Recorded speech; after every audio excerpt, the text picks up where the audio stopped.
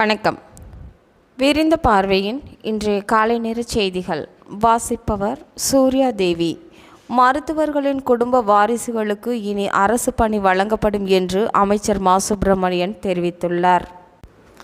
குடும்ப அட்டையில் பெயர் உள்ள அனைத்து உறுப்பினர்களும் கைரேகை பதிவு செய்ய வேண்டும் என்று அரசு உத்தரவிட்டுள்ளது.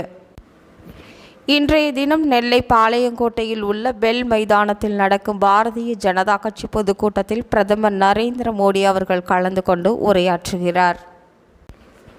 பாலாற்றின் குறுக்கே புதிய தடுப்பணை கட்ட அடிக்கல் நாட்டு விழா நடத்தியுள்ள ஆந்திர முதலமைச்சருக்கு OPS கடும் கண்டனம் தெரிவித்தார். நாடாளுமன்ற தேர்தல் நெருங்கி வரும் நிலையில் தமிழக அரசியலில் பரபரப்பு தொடர்ந்து வருகின்றது.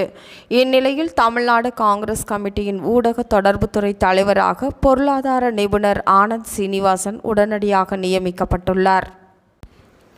கர்நாடகாவின் பாஜக MLA SD சோமசேகர் ராஜ்யசபா தேர்தலில் காங்கிரசிற்கு வாக்களித்திருப்பது அரசியல் வட்டாரத்தில் பெரும் பரபரப்பை ஏற்படுத்தியுள்ளது.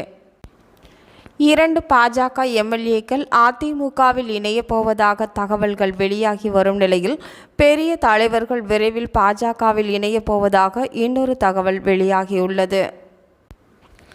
சமீபத்தில் காங்கிரஸ் கட்சியில் இருந்து விலகி பாஜகவில் இணைந்த விஜயதாரணி தனது MLA பதவியை ராஜினாமா செய்வதாக அறிவித்த நிலையில் அந்த ராஜினாமாவை ஏற்றுக்கொண்ட சபாநாயகர் அப்பாவு அவருடைய விளவங்கோடு தொகுதி காலி என அறிவிக்க கோரி தேர்தல் ஆணையத்திற்கு கடிதம் எழுதினார். ஆனால் அமைச்சர் பொன்முடி சிறை தண்டனை பெற்றதால் MLA பதவியை இழந்த நிலையில் அவருடைய தொகுதி காலி என இன்னும் அறிவிக்கப்படவில்லை.